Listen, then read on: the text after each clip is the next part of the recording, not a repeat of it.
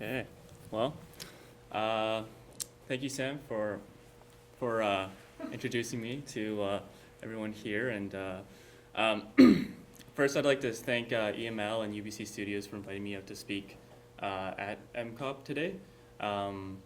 It was kind of a sudden call on me, at least for me, because I've been pretty busy with school. But today I'll talk to you guys about my project over the summer at Emerging Media Lab, and that is language Chatsim. So a little bit about me. I'm a 3.5 year electrical engineering student. I've been a project coordinator at EML for 5 months now, and very passionate about technology, software design, sleeping. My hobbies include rock climbing and playing Age of Empires 2. And sorry if I look and seem really tired today. I've had a long week. I've had 2 midterms. I've actually had a midterm for two of my professors that I've had the midterm for are actually here. Dr. Krebs for BMEG 410 and Dr. Yedlin for Elect 311. I think Yedlin left, but. So I already gave you the answer for next week's lab. Oh, did you? Oh, was that, are we going over the heart? Oh, I mean, good to know. Sweet. Don't worry, I won't like leak it to anyone or. It's fine. Go ahead and leak it. So the outline of my presentation today. So, so I'll be talking about language learning, the language Chatsim project, a little bit of 3D modeling and design that I did on the project, and then we can end with a Q&A. Important notice, yeah. So I'm not a professional. I'm a student. I've been doing this for a few months, so a lot of what I say here might be wrong. I'm just basing it off my experiences. So, how's he enjoying speaking slide, right? yeah, I mean, this weekend, I can't wait. Can't wait to sleep. I'm looking forward to it. So does anyone here speak 2 languages? Any chance? Okay, a lot of you guys, wow. Sorry. So does anyone care elaborating on about their experience with learning a second language specifically? Atif? Sure. I guess the first 2 languages I speak, both of them sort of started at the same time. So I was Yeah. talking about learning my 3rd language. What happened is the fluency was the biggest problem. Okay. There's certain nuances of language. Both of the languages I started off with don't have gender pronoun, like gender verbs Okay. or like nouns in terms of, but like Mhm. third language I was learning, which was Hindi, had a bit of gender, which always messed me up. So it was basically I still keep messing up and people laugh at me. Oh. I think that was the biggest difficulty. I Mhm. learned French for about 2 years, but that was Mhm. equivalent to nothing because I just learned it because my school forced me to. Yeah. I remember that too. What were you think the biggest challenges with language learning? Specifically, like you said, French, right, in high school, so later on in your life. So conversation, like chosen language I'm most comfortable with, I speak a lot on a regular Mhm. basis, like English, Mhm. but third language, when it comes to any other language, I don't get a chance to exercise it much because at home I'm speaking Bangla with my friends, I'm speaking English. Mhm. So where do I practice the other language? Do I have a language partner? Do I have like, Yeah. you know, Mhm. it's called tandem or something. There are services there, but I never really had the chance to actually converse in that language. Yeah. With someone who'd correct me every time I made a mistake. Yeah. So, Yeah. Exactly. Okay. Interesting. Yeah. So that's kind of continue off of what I'm going to talk about next, which is language learning today. So obviously today we have a lot of apps for language learning, and a lot of these apps are really, really good. Some of them are Duolingo, Memrise. You have access to online guides, YouTube, Rosetta Stone, a classic language learning app.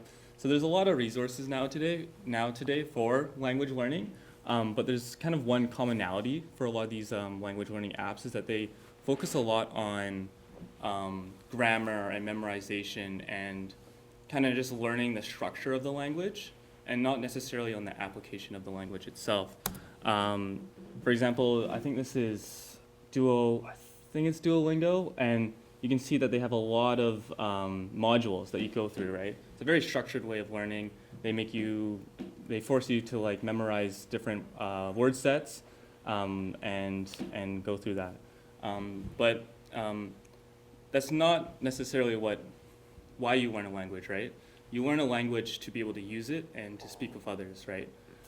So I want to move into learning a language in a practical way, in a way that that is applied, and that's usually taught today in classes. So in a lot of language learning classes, specifically at UBC, you'll do a lot of conversation in class with your peers, with your teacher. They'll force you to, I was taking Mandarin, the first year Mandarin course here at UBC, and the teacher forces you to speak Mandarin to her, right? You can't ask her a question in English, they're really forcing you to speak that language.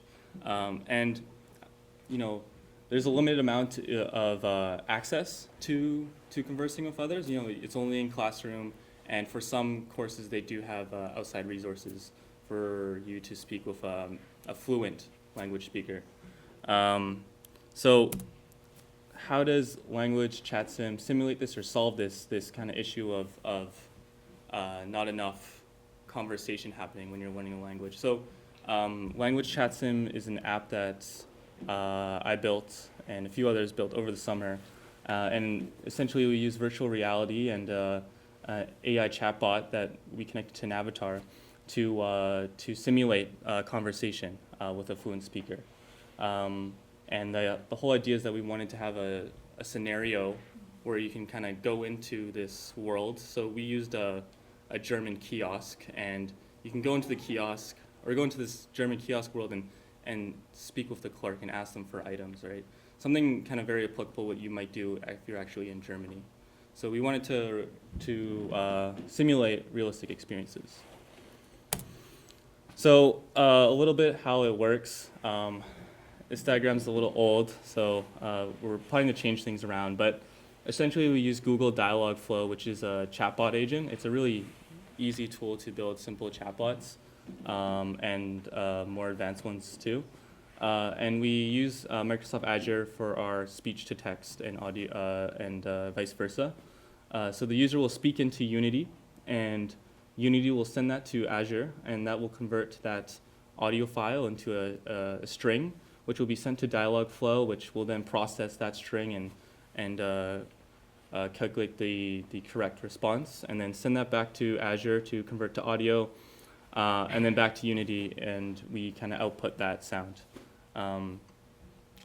Yeah, and we have a few other modules in there that kind of add things. Like we have Salsa, which adds some animations and some lip sync to the character. So how does this all incorporate into the theme of today's speech, which is 3D modeling, design, and photogrammetry? So over the summer, we ended up doing quite a lot of design work, a huge amount of design work. I actually wanted to do a lot more programming, but ended up just spending a lot of time in Maya, Photoshop, and Unity. And I think that's where I'll be for the next future, too. I do have a little story to kind of give some context on this. So in my very first meeting as project coordinator at the start of the summer, we were having a discussion of what this app would look like and what we want to accomplish over the summer.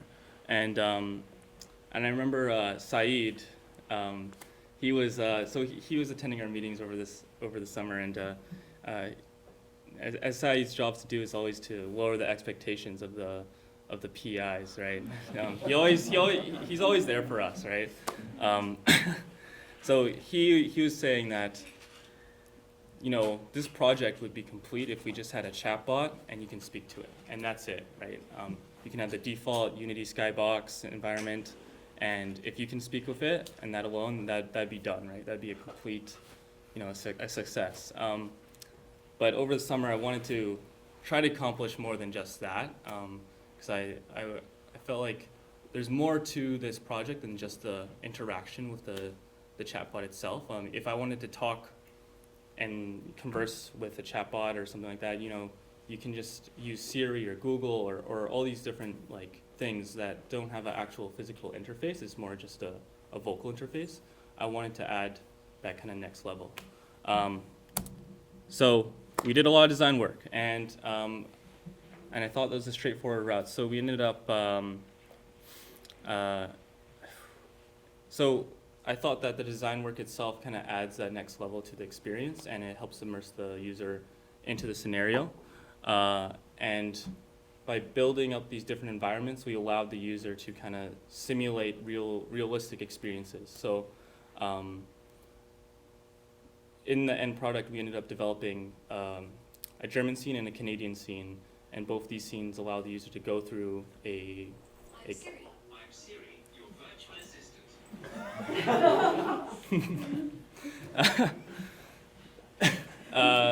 Go through these experiences and or go through the experiences and be able to pick up items and ask for items with the clerk and deal with all these different interactions. The famous example that Andrew and Jason talk about is asking for a water bottle. So a water bottle is a canister, right? It's a canister. It's a physical thing. But a bottle of water is that reusable one that you get. That's a very detailed way of saying it. And in our app, we programmed, or we included in the chatbot, that when you ask for a water bottle, you actually get a canister, right? So the whole idea is that when you speak and you ask the clerk for a certain item, and you say it in the incorrect manner, you will receive the wrong item. It won't tell you that you're wrong because that's not what you initially meant, but you will realize that you're wrong. And the whole idea is that through that, you figure out that you're wrong and you have to correct yourself. That's the whole goal of the app, is to incorporate this type of learning where they don't tell you that you're wrong, you realize you're wrong, and you solve your problems, right? We hope that this type of learning will improve. It's very good. So because you build it in the feedback mechanism in which the user get used to making the typical mistake. Yeah. And then be able to get back on track somehow. Yes, yeah. Maybe even with hand gesture or no, this is not what I mean. Okay. Exactly, yeah. That's something that's only simulated in when you go on these exchanges or abroads to Europe, for example, to practice and get your language at that next level. So it's something we hope we can simulate. Yeah, and I used some visuals of the apps that we did. I mean, I spent a lot of time on this. Oh, it's not running. Okay, there we go. Yeah. That's one summer.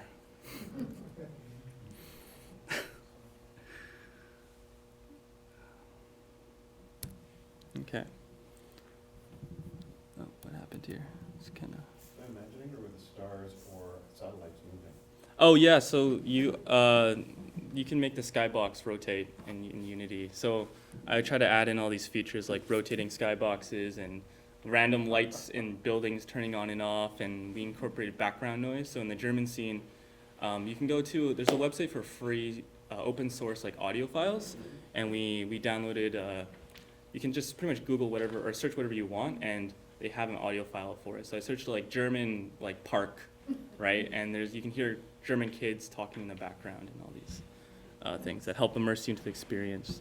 And then I'll talk a little bit more about my researching on the scenes, so how I kind of came to building these scenes. And a really good strategy that I kind of just figured out was just plopping yourself in Google Maps, going to a location in Germany, plopping yourself in there and just taking images of certain areas and using that to model or lay out your landscape and what you're going to build. Yeah. So where does language Chatsim plan to head in the future? So currently we're continuing the project for this term, and we're just focusing on doing a lot of debugging and testing. There's a lot of bugs in our current project right now, so we kind of want to make our project overall more robust. And hopefully in the future we can add more features such as more languages. Right now we only have German and English, more types of environments, and then maybe one day we can kind of do some testing in the classroom to see how students learn with this app. Yeah. Yeah. Thank you guys so much.